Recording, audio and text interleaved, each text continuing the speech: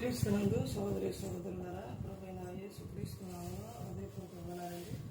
ముందుగా ఇంత మంచి సమయాన్ని ఇచ్చిన తండ్రి అయిన దేవునికి ప్రభువైన క్రీస్తు ద్వారా కృతజ్ఞతాస్తుతులు చెల్లిస్తున్నానండి. అందరూ బాగున్నారండి. వాక్యం చదువుకొని ప్రార్థన చేసుకున్న తర్వాత ఆటవానికి వెళ్దామండి. యోహాను గారు రాసిన సువార్త, యోహాను గారు రాసిన సువార్త 8వ అధ్యాయం 51వ. ఒకడు నా మాట గైకొనిన యెడల వాడెన్నడను మరణము పొందుడని మీతో నిశ్చయముగా చెప్పుచున్నానని ఉత్తరం ఇచ్చెను. ప్రార్థన చేసుకుందాం.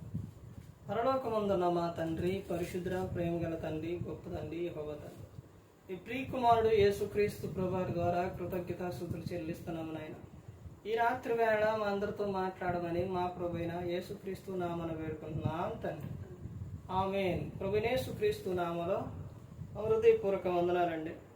దేవుని కుమారుడు యేసుక్రీస్తు ప్రభువారి లోకానికి వచ్చిన తర్వాత పరలోక రాజ్యం సమీపిస్తుంది కనుక మారు మనస్సు పొందమని ప్రకటింప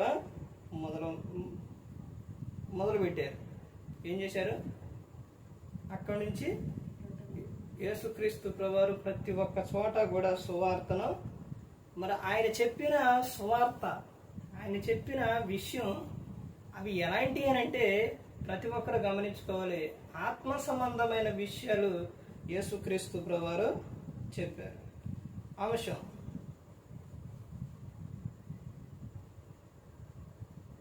నీవు ఎప్పుడు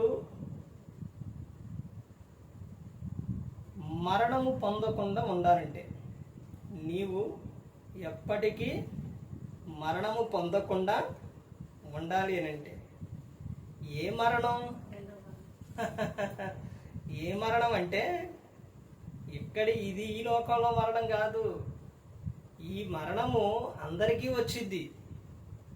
ఈ మరణం అందరికీ వచ్చిద్ది. ప్రసంగి 12వ అధ్యాయం 7వ వచనం, మన్నైనది మరణ మట్టికి చేరును, ఆత్మ ఎక్కడికి వెళుతుంది? అది దేవుని యొద్దకు వెళుతుంది. దేవుడిచ్చారు కాబట్టి అక్కడకు వెళుతుంది. నువ్వెప్పుడు మరణము పొందకుండా ఉండాలి అని అంటే ఇక్కడ యేసుక్రీస్తు ప్రభువారు చెప్తున్న మాట చూడండి. యోహాను సువార్త 8వ అధ్యాయం 51వ వచనంలో, ఒకడు నా మాట గైకొనిన యెడల వాడెన్నడను మరణము పొందడని. చూడండి, ఫుట్నోట్లో పైన 3 ఉంది, కింద చూడండి నెంబర్లో 3 ఏమనుంటుందంటే మరణము చూడడని. అక్కడ పొందడని అంటే చూడడని, అంటే మరణం ఇక నువ్వు చూడవు. నీకు మరణం అనేది నీకు లేదు. ఇక్కడ అందరూ కూడా ఈ శరీరము విడిచి ఆత్మ వెళ్ళిపోతుంది. మరణం అందరికీ వస్తుంది భూమి మీద. ఎందుకంటే కీర్తనలో 90వ కీర్తన 2వ వచనంలో, నరులారా తిరిగి నా యొద్దకు రాండి అని చెప్పారు. అంటే నువ్వు ఈ దేహాన్ని విడిచి వెళ్ళిపోతావు. తర్వాత ఈ ఆత్మను, నువ్వు చనిపోయిన ఆత్మను పాతాళంలో బంధించిన తర్వాత యేసుక్రీస్తు ప్రభువారు రాకడ సమయాల్లో మొత్తం భూమి మీదకి వస్తాయి. ఇవన్నీ ఎవరి దేహం వారు ధరించుకొని, క్షయమైన రక్షత ధరించుకొని క్రీస్తు న్యాయపీఠం ఎదుట నిలబడ్డప్పుడు అక్కడ తీర్పు అనేది జరుగుతుంది. ఆ తీర్పులో నువ్వు నీ క్రియలను బట్టి, నిన్ను బట్టి నువ్వు ఎటు వెళ్ళాలన్నది అక్కడ నిర్ణయం అయిపోతుంది. ఇప్పుడు అక్కడ నువ్వు ఎప్పుడు కూడా మరణము అనగా అగ్నిగుండం, అందులో పడితే అగ్ని ఆరదు, పురుగు సావదు, అది భయంకరంగా ఉంటుంది. ఇక అక్కడ ఎంత భయంకరంగా ఉంటుందంటే అంత భయంకరంగా ఉంటుంది. ఆ మరణము పొందకుండా నువ్వు ఉండాలి అని అంటే, ఆ మరణము నువ్వు చూడకుండా ఉండాలి అని అంటే ఏమని చెబుతున్నారంటే, యేసుక్రీస్తు ప్రభువారి మాట వినాలి, గైకొనాలి. కానీ యేసుక్రీస్తు ప్రభువారి మాట వింటున్నారా? గైకొంటున్నారా? ఆదివారం వచ్చిన ఆరాధనకు వెళ్ళి వాక్యం అయితే వింటారు, కానీ ఆయన ఆజ్ఞ ప్రకారం నడుస్తున్నారా? అలా పాటించకుండా, నడవకుండా ప్రభుని నన్ను పిలుచుట ఎందుకు అని యేసుక్రీస్తు ప్రభువారు చెబుతున్నారు. నా మాట ప్రకారంగా నన్ను ప్రేమిస్తున్నారు అంటున్నారు, కానీ నా ఆజ్ఞను గైకుంటున్నారా? నా మాట వింటున్నారా? లేదు. నా మాట గైకుంటే నువ్వెప్పుడు కూడా ఏమని చెప్తున్నారు అక్కడ, వాడెన్నడను మరణము పొందడని మీతో నిశ్చయముగా చెప్పుచున్నానని ఉత్తరం ఇచ్చును. వాడు ఎన్నడూ ఇక మరణము పొందడు.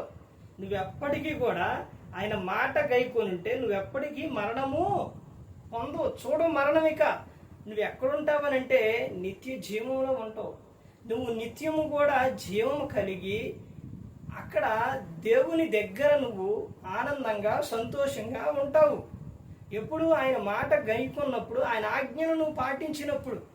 కానీ ఈ రోజున మనిషి ఆయన ఆజ్ఞను పాటిస్తున్నారా, ఆ మాటలు గైకుంటున్నారా అని అంటే నువ్వు పరీక్షించుకో. ఆయన మాట వింటున్నావో లేదు, ఆయన మాటను గైకుంటున్నావో లేదు, నువ్వు పరీక్షించుకో. ప్రతి ఒక్కరు కూడా తెలుసుకోవాలి. ఎందుకంటే యేసుక్రీస్తు ప్రభువారు మన కోసం ఈ లోకానికి వచ్చి సిలువలో తన ప్రాణాన్ని పెట్టారు. ఏ ఒక్కరు కూడా నశించి నరకానికి వెళ్ళిపోకూడదని యేసుక్రీస్తు ప్రభువారు మనందరి కోసం మరణించారు.